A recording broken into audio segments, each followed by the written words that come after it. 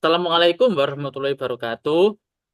Ya, Waalaikumsalam warahmatullahi wabarakatuh. jadi pada kesempatan kali ini, kelompok kami akan mempresentasikan tugas pengantar sistem informasi bagian jaringan dengan judul Perkembangan Teknologi Pemanfaatan Fiber Optik dalam Industri Telekomunikasi untuk Koneksi Jaringan.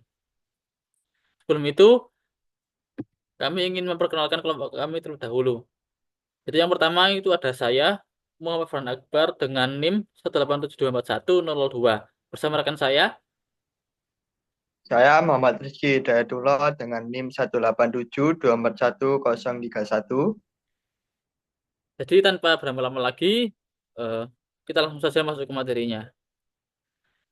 Jadi yang pertama yaitu latar belakang.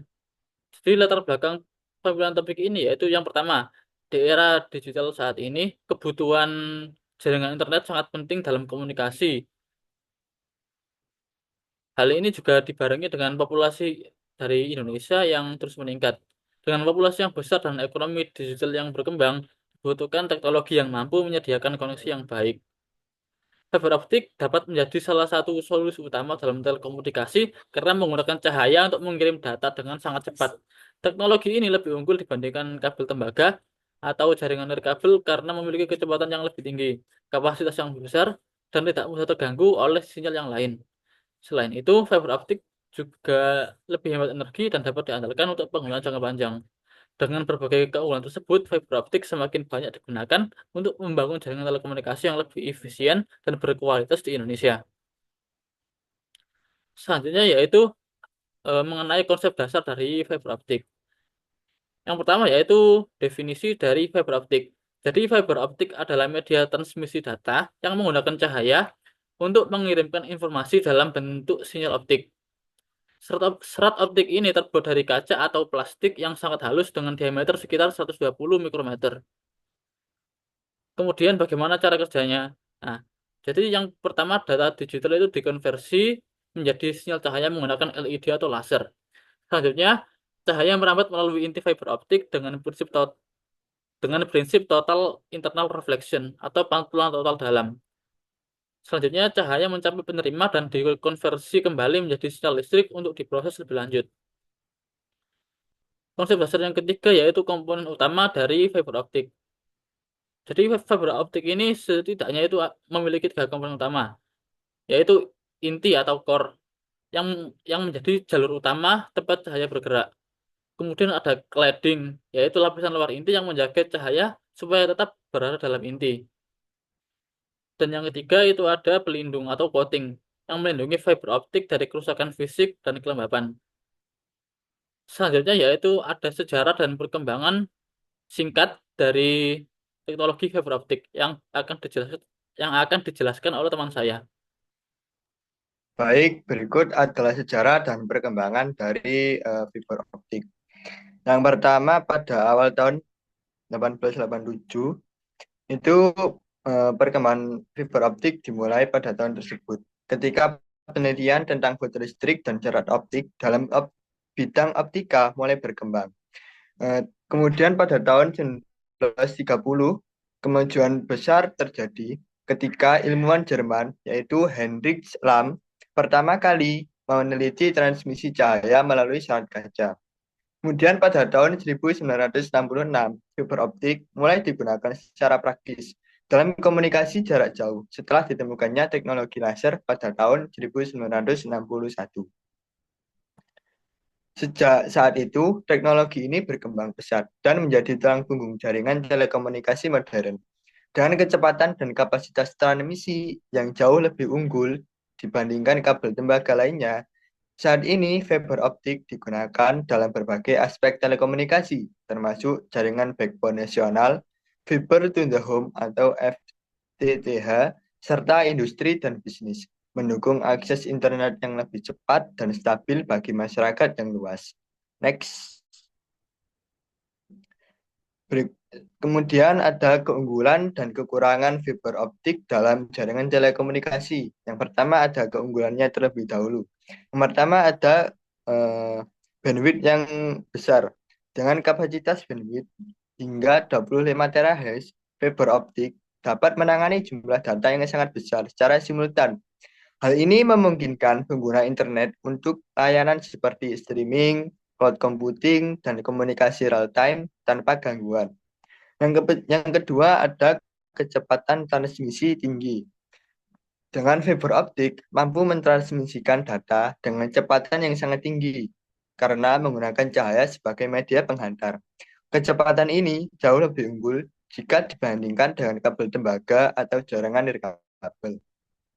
Kemudian yang ketiga ada efisiensi dan ketahanan yang kuat. Efisiensi dan keamanan data.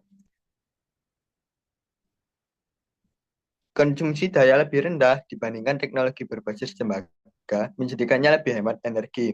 Selain itu, fiber optik juga lebih sulit untuk disadap dibandingkan kabel tembaga, sehingga lebih aman dalam menjaga kerahasiaan data. Kemudian, keandalan dan ketahanan yang kuat.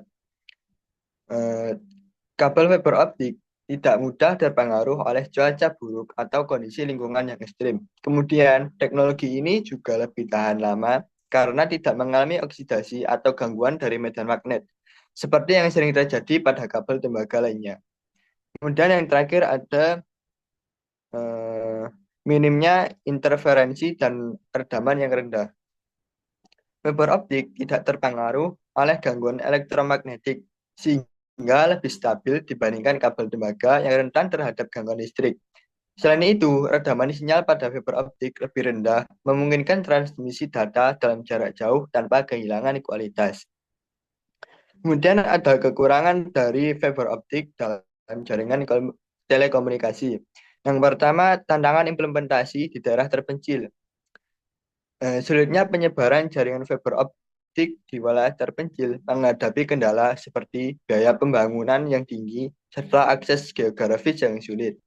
Kemudian jika dibandingkan dengan jaringan nirkabel lainnya, pemasangan fiber optik membutuhkan perencanaan lebih kompleks, terutama dalam menentukan jalur kabel dan titik labuh. Kemudian ada kerentanan terhadap kerusakan fisik. Kabel fiber optik lebih rapuh jika dibandingkan kabel tembaga karena terbuat dari zat kaca atau plastik yang mudah pecah jika tidak ditangani dengan hati-hati. Kemudian pemeliharaan yang kurang baik dapat menyebabkan fiber loss, yaitu kehilangan informasi saat transmisi data. Terus yang ketiga, dampak jarak dan redaman sinyal. Meskipun fiber optik memiliki redaman rendah, jarak yang sangat jauh tetap memerlukan repeater untuk memperkuat sinyal agar tidak melemah. Kemudian redaman juga dapat meningkat jika kualitas penyambungan serat optik tidak baik. Yang keempat, kompleksitas instalasi. Proses pemasangan fiber optik memerlukan tenaga ahli dan peralatan khusus, serta kesalahan dalam pemasangan dapat menyebabkan peningkatan redaman atau kerusakan pada kabel. Terus yang terakhir ada biaya instalasi yang tinggi. Meskipun biaya perawatan fiber optik itu relatif rendah, namun biaya instalasi awalnya sangat tinggi. Ini termasuk biaya kabel fiber optik, perangkat keras, pendukung, serta infrastruktur yang diperlukan. Next.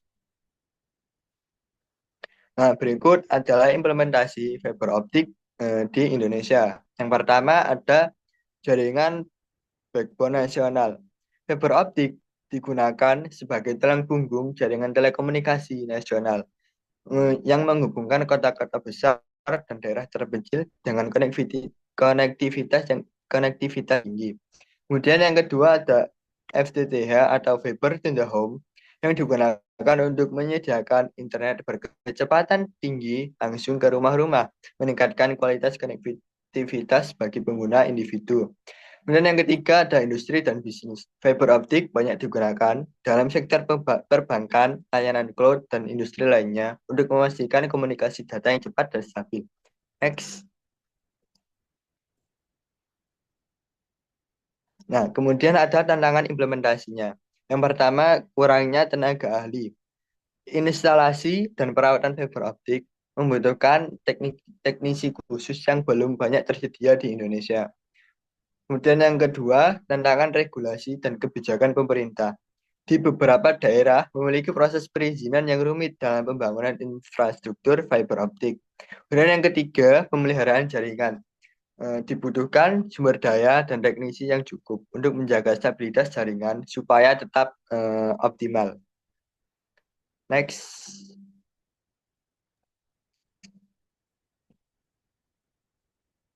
Jadi yang terakhir yaitu ada kesimpulan. Jadi kesimpulan dari semua yang telah kami jelaskan tadi, yang pertama yaitu fiber optik adalah teknologi utama dalam jaringan telekomunikasi modern karena memiliki kecepatan yang tinggi, bandwidth yang besar, dan ketahanannya terhadap gangguan. Kemudian, implementasi fiber optik di Indonesia berkembang pesat, tetapi masih menghadapi tantangan dalam hal distribusi, biaya, dan aspek-aspek lain yang sudah kami jelaskan di saat sebelumnya. Kemudian, solusi untuk meningkatkan akses fiber optik meliputi investasi dalam infrastruktur dan pengembangan teknologi yang lebih efisien dan ekonomis. Sekian presentasi dari kelompok kami. Kurang lebihnya mohon maaf. Wassalamualaikum warahmatullahi wabarakatuh. Waalaikumsalam warahmatullahi wabarakatuh.